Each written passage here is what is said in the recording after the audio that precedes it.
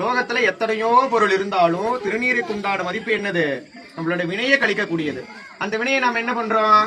விடார்னு கையில வாங்கிட்டு எங்கடா வீது திருநீரை கொட்டலாம்னு பாக்குறோம். சரிங்களா? திருநீர் வாங்குறதுக்குன்னு முறை இருக்குது, பூசுறதுக்குன்னு முறை இருக்குது. காலப்போக்கில நியமங்களாலையும் சூழ்நிலை காரணங்களாலும் என்ன ஆயிடுது? அது காலப்போக்கில் மறைஞ்செடுத்து. திருநீர் ஒருத்தர் ஆச்சாரிய பெருமக்களார் வச்சு விடுற மாதிரி இருந்தா அதற்கு எந்த சூழ்நிலை காரணமும் தேவையில்லை. ஆனா நம்ம கையில வாங்கும் பொழுது வாங்கணும்னு என்ன பண்ணோன்னு? வலது கையால வாங்கிட்டு என்ன பண்ணுவோன்னு?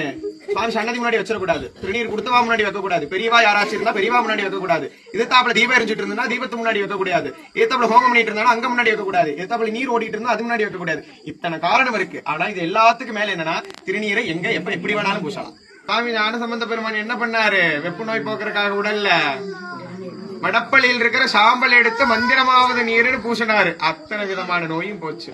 அதே மாதிரிதான் சரிங்களா? திருநீருக்கு சுவாமிக்குண்டான மதிப்பு இருக்கு. அதனால திருநீர் வாங்கிட்டு என்ன பண்ணீங்க?